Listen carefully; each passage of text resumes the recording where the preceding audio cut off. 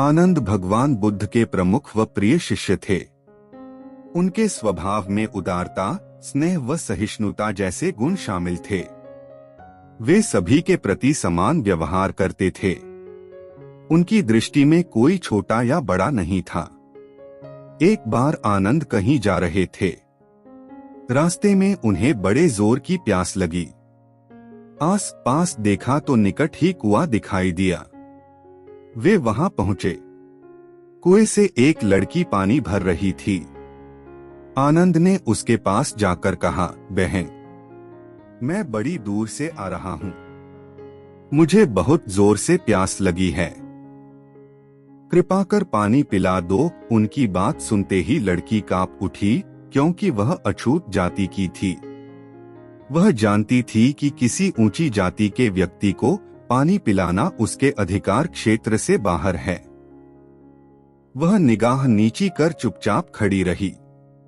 आनंद ने प्यास से व्याकुल होकर फिर कहा, बहन, तुमने सुना नहीं? प्यास के मारे मेरे प्राण निकले जा रहे हैं। मुझे पानी पिला दो। लड़की भयवश कुछ नहीं बोल पाई। जब आनंद ने बड़े स्नेह से उससे पानी न पिलाने का कारण पूछा, तो वह बोली, मैं निम्न जाति की कन्या हूँ। आपको पानी कैसे पिला सकती हूँ? उसकी बात सुनकर आनंद ने कहा, बहन, मैंने तुमसे पानी मांगा है, जाति तो नहीं पूछी। आनंद की उदारता ने उस कन्या का भय दूर कर दिया और उन्हें पानी पिलाकर वह धन्य हो गई। कथा का सार यह है कि ईश्वर की दृष्टि समान होने के कारण उसने सभी मनुष्यों को समान शरीर, बुद्धि और भावना से नवाजा है। अपने सृष्टिकर्ता के विरुद्ध जाकर मानव में भेद करना सर्वथा अनुचित है। कहानी नंबर 2। यह कहानी सिद्धार्थ के जीवन के उस दौर की है जब वे बुद्धत्व को प्राप्त नहीं हुए थे और निरंजना नदी के तटीय वनों में वृक्ष के नीचे ध्यान करते थे। सिद्धार्थ प्रतिदिन ध्यान करने के बाद पास के किसी गांव में चले जाते और भिक्षा मांगकर लौट आते। कुछ दिनों बाद उन्होंने भिक्षाटन पर जाना बंद कर दिया, क्योंकि एक गांव के प्रधान की छोटी बेटी सुजाता उनके लिए नित्य भोजन लाने लगी। सिद्धार्थ को वह बड़े स्नेह से भोजन कराती थी। कुछ दिनों बाद उसी गांव का एक चरवाहा भी सिद्धार्थ से प्रभावित होकर उनके पास आने लगा। उसका नाम स्वस्ति था। एक दिन स्वस्ति से सिद्धार्थ बातें कर रहे थे कि सुजाता भोजन लेकर आई। जैसे ही सिद्धार्थ ने भोजन करना शुरू किया, उन्होंने बातचीत बंद कर दी। जितनी देर तक वे भोजन करते रहे, बिल्कुल चुप रहे और वहां सन्नाटा छाया रहा। स्वस्ति को हैरानी हुई। उसने सिद्धार्थ के भोजन करने के उपरांत उनसे पूछा, गुरुदेव, आप मेरे आने के बाद निरंतर वार्तालाप करते रहे, किंतु भोजन के समय एक शब्द भी नहीं बोले। इसका क्या कारण है? सिद्धार्थ बोले, भोजन का निर्माण बड़ी कठिनाई से होता है। किसान पहले बीज बोता है, फिर पौधों की रखवाली करता है और तब कहीं जाकर अनाज पैदा होता है। फिर घर की महिलाएं उसे बड़े जतन से खाने योग्य बनाती हैं। इतनी कठिनाई से तैयार भोजन का पूरा आनंद तभी संभव है जब हम पूर्णतः मौन हो। भोजन के दौरान मैं मौन रहकर उसका पूरा स्वाद लेता हूँ। इस कहानी से हमें यह सीख मिलती है कि शांति से किया गया भोजन न केवल शारीरिक भूख को तृप्त करता है, बल्कि मानसिक आनंद और सात्विक ऊर्जा भी देता है। कहानी नंबर 3। मगध राज्य का राजकुमार श्रोण बेहद उद्दंड था।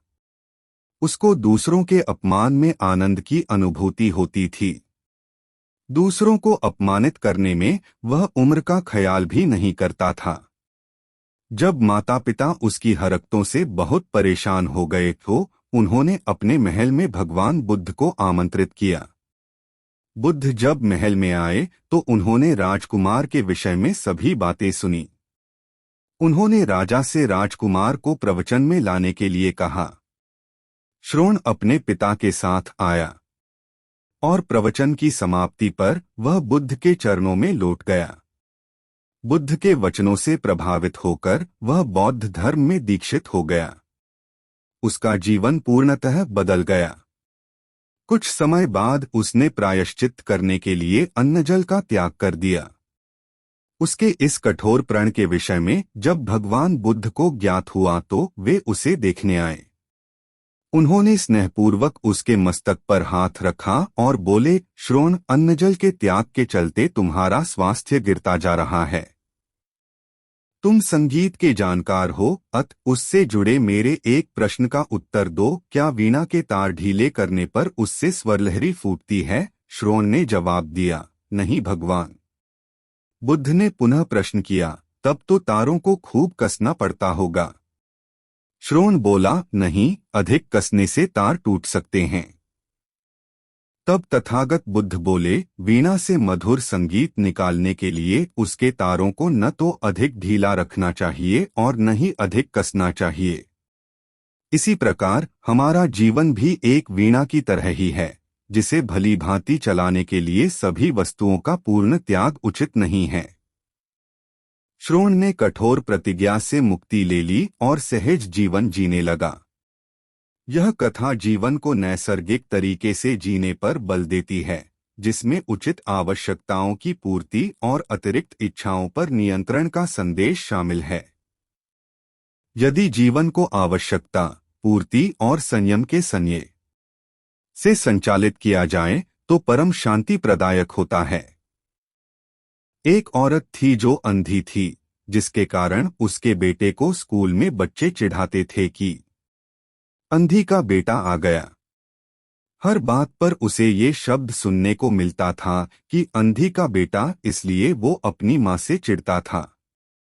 उसे कहीं भी अपने साथ लेकर जाने में हिचकता था, उसे नापसंद करता था।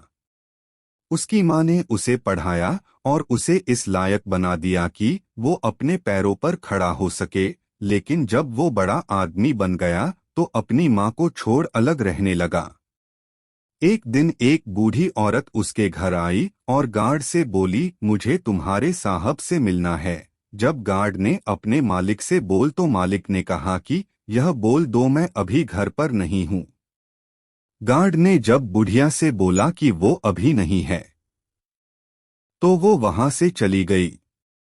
थोड़ी देर बाद जब लड़का अपनी कार से ऑफिस के लिए जा रहा होता है तो देखता है कि सामने बहुत भीड़ लगी है।